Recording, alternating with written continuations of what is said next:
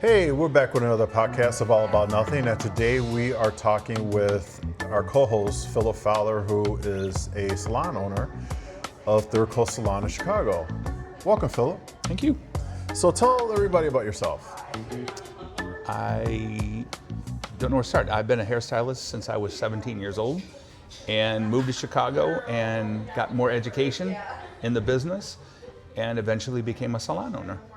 So for listeners who do not know where you're at and what's your story, how did Third Coast Salon come about? I was working in the same salon for about 20 years and things started changing. I didn't like them, so myself and a couple other people moved out. The partnership wasn't working out, so I eventually ended up in this salon, and I ended up purchasing the salon from the former owners, and I'm rebuilding the salon now. How long have you worked at Third Coast Salon as a owner? As the owner since the beginning of 2020. Okay. I purchased it the beginning of 2020, right before the pandemic. Okay.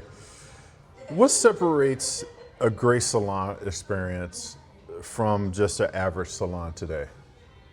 Customer service. How the customer feels when they come in, how they feel when they're being treated in the salon, and how they feel when they walk out the door. And what's part of your customer service that you brag about or tell your employees, your partners, your team members? What's the catch? 90% of it is in the consultation. You've got to talk to the clients. We've got to feel you've got to know what they want before we start working on them. Okay. So you were recently at the American Beauty Show. Yep. That was in Rosemont, Illinois. Yes. What did you think about that? Because you haven't been there for the last 2 years. No. Okay. I purposely haven't gone for the last 2 years because I feel it's been going downhill. There's no education, there's no innovation. There was nothing that would draw me there, and it was almost like paying to go in and buy stuff in a mall, and I was done with it. So why did you go back this time? Because the president of the beauty show, Larry Kane reached out to me after he saw our social media post. I posted and said I wasn't going to go to the show, and I said why I wasn't going to go to the show.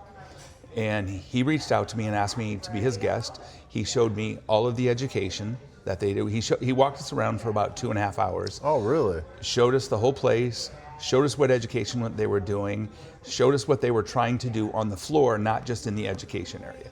And I saw a change. They are also adding CEUs, which is a very important thing in our business, continuing education hours, because they've never done that before. And you go there, and I'm sure I've been there, I was there, and I see on the showroom floor, I see a lot of product.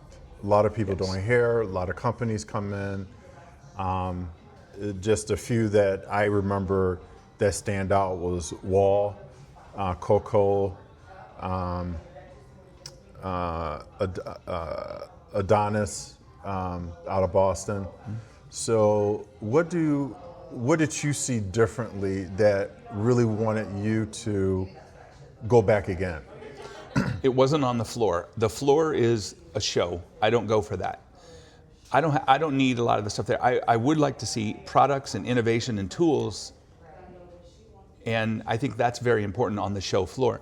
But what I would go is for the education, and I wanted to see more education. We're a profession, just like doctors and lawyers, and we're a profession. We need photographers, podcasters. You're right. But we need to see. Right. We need education, not just stuff on the floor to sell. And I think this year they focus more on it, and I also know that next year they're focusing more on it because Larry did show me what they're planning for next year. Okay. So you go strictly for the educational side, techniques, education, what's new, what's going out, what's coming in? Yes. Well, I want to see, I might look for a specific pair of shears. I might look for a new blow dryer, but I want to see more education involved in, we're paying to go to this. We're not paying to go shopping, we're paying to get some education. And because you're an educator yourself here at your salon, as we talked about at break. Yes. How does that work into your business? Our salon is now, I got our salon certified to give continuing education hours in the state of Illinois. Not every state that requires continuing education. Illinois does. Illinois does. Yeah. Right. So I got our salon certified to give those continuing education hours. And I think it's important. We have two stylists here, two young stylists that are our assistants. They're fresh out of beauty school. They know the basics. Mm-hmm. Now we teach them how to do hair. And they're fresh out of beauty school. So let's talk about them for a moment. Male, female? One male, one female. And they just knocked on your door. Hi, I need a job, or what did they do? You know, one did, and that's the reason I hired him. He walked in the door and he asked if we were hiring for assistance programs. I said yes, and I shook his hand and I said, come back on Wednesday, and he started on Wednesday.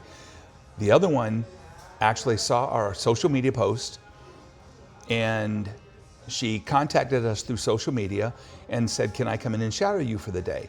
So she came in and she shadowed us for the day. And I told her, she told me that she's not fresh out of beauty school. She's actually been working at a salon for 2 years, and she wasn't learning anything. They weren't teaching her anything. And I said to her, if you don't walk out of here every day learning something, then I'm not doing my job. I don't want you to just come in here and clean for us and do menial tasks. I want you to learn every day. And now she's only been here, I think, 3 months. She did a blow dry on a client the other day. She's got another one scheduled on Saturday. So tell me about she shadowed you for the day. What did that entail? She watched everything that we did. And I told her, don't just watch me.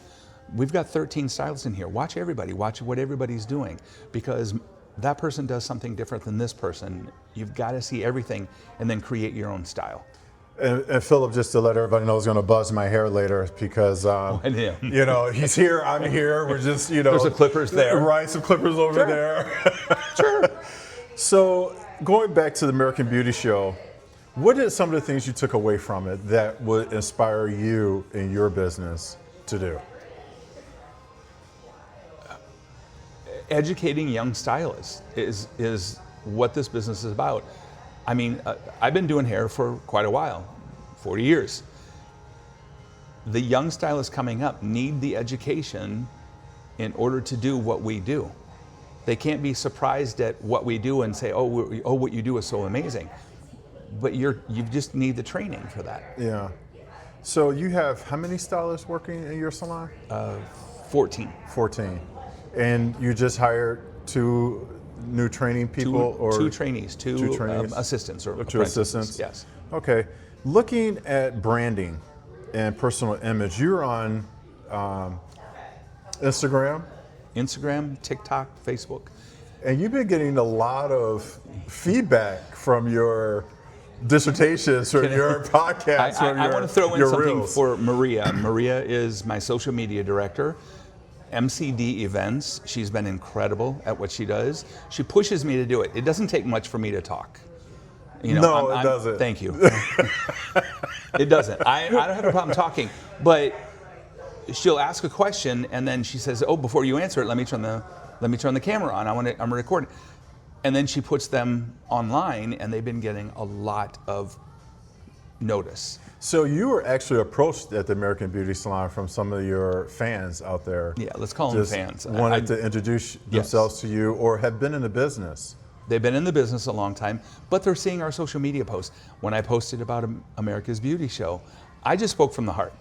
I don't like what I'm seeing. I'm not going to pay to go to something that is basically a mall.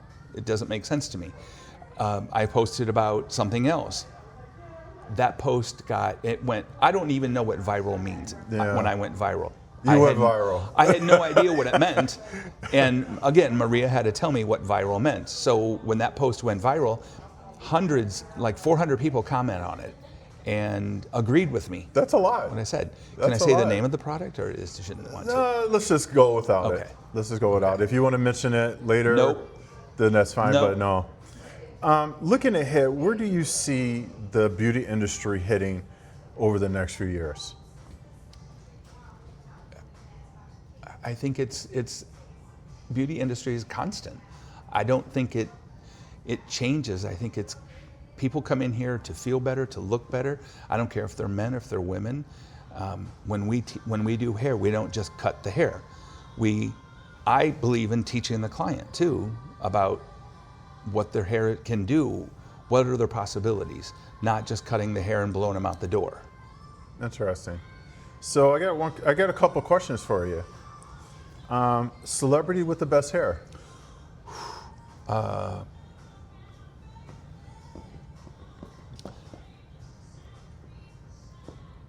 You're gonna make me say Beyonce. There you go. Coffee, tea before a long day at the salon? Tea only. Quick trim or full transformation?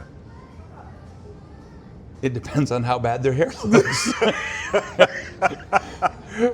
I do both, and I offer both. Okay, all right. So when it's interesting, I heard somebody say this. A husband said, he told his wife she should just shave her hair.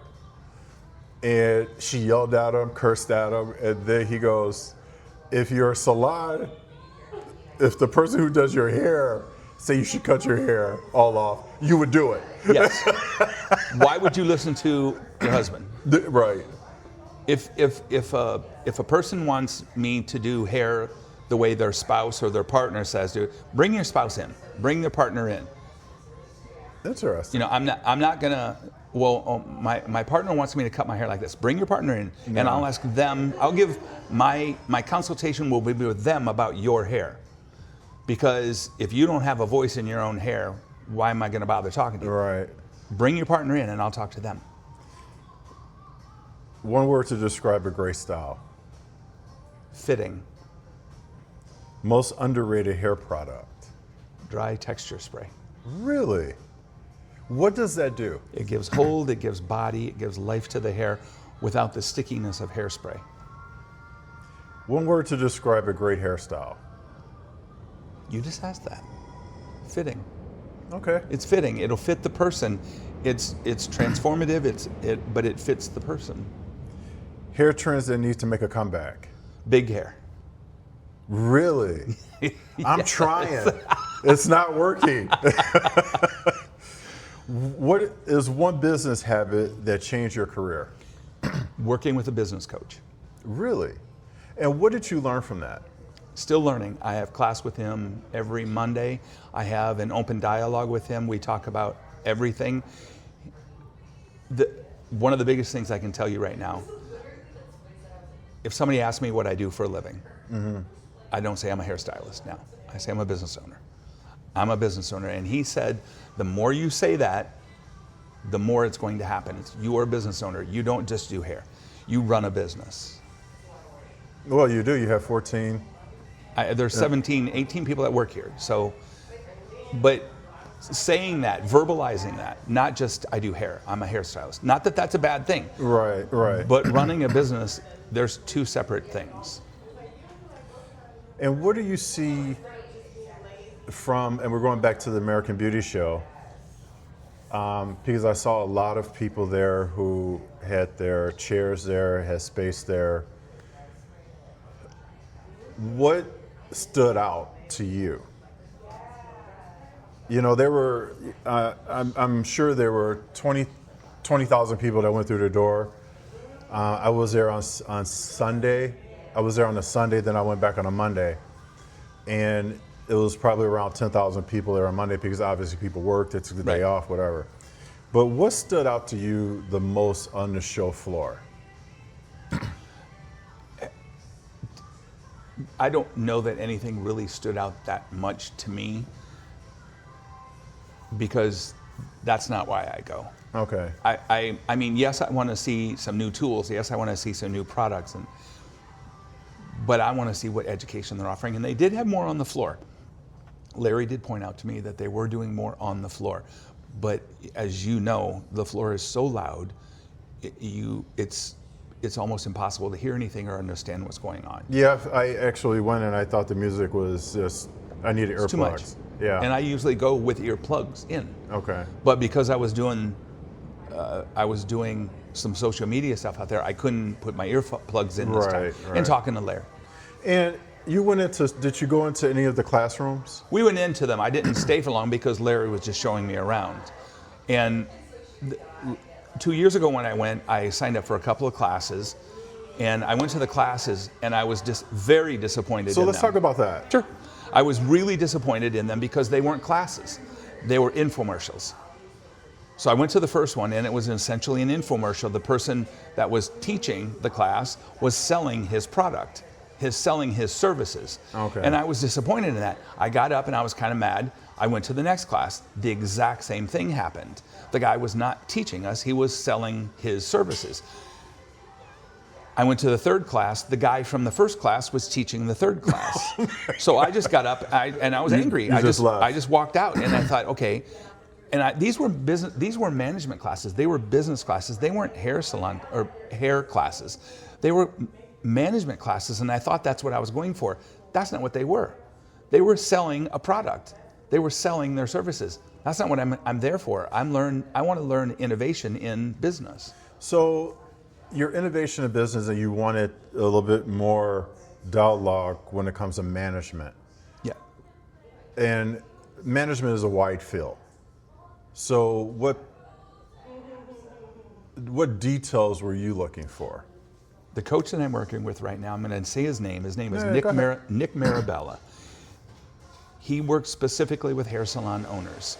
And it has been eye-opening to work with somebody who owns 7 salons and is teaching now. He stopped doing hair behind the chair. He's teaching now. That's all he's doing. Mentoring. He's mentoring us. So that's what you wanted to see years ago when you went. I wanted direction. And instead what I feel like I got was they're trying to sell me something. But they weren't doing that this year, though, were they?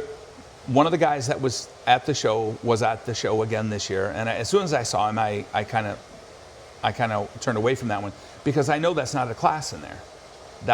They're trying to sell the product. Mm-hmm. Did you go in any classes there that you wanted to go back or send your employees to? Oh yeah, there were some extension classes that I thought would be good, but we also have those here in the salon. There were some cutting classes, and again, we're having them here as well. Okay.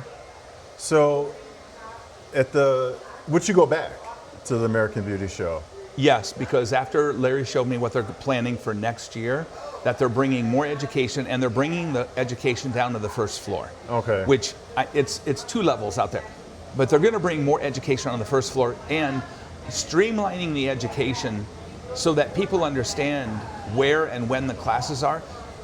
Because I find it confusing on their website. Yeah. I find it confusing.